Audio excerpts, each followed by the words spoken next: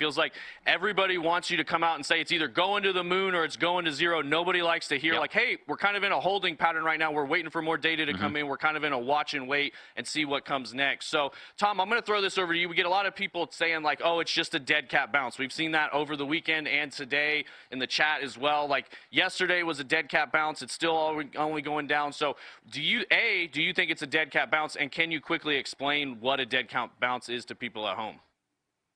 Yeah, sure thing. Basically, a dead cat bounce, we're looking for some kind of recovery rally after selling. We got the selling.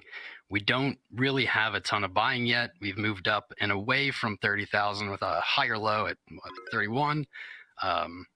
Really, it's just like a fake out rally. That would be a dead cat bounce. So is that what we're looking at is the question. I would say that we haven't really seen that dead cat bounce yet.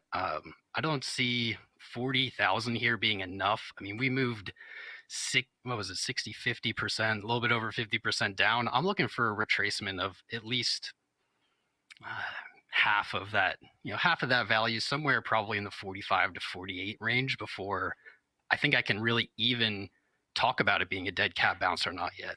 So it hasn't even retraced enough for you to consider it a dead cat bounce is what you're saying. Yep, that's exactly what I'm saying. And so what do you think is coming next do you think we're going up, down, or do you have any strong sentiments either direction?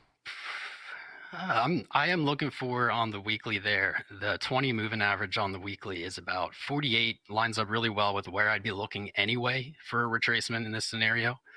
So I think that the edges we are going to see maybe slow, hopefully. Slow is probably better actually, but it's a slow recovery up to that level. And really what happens there is going to dictate probably what the next few months looks like.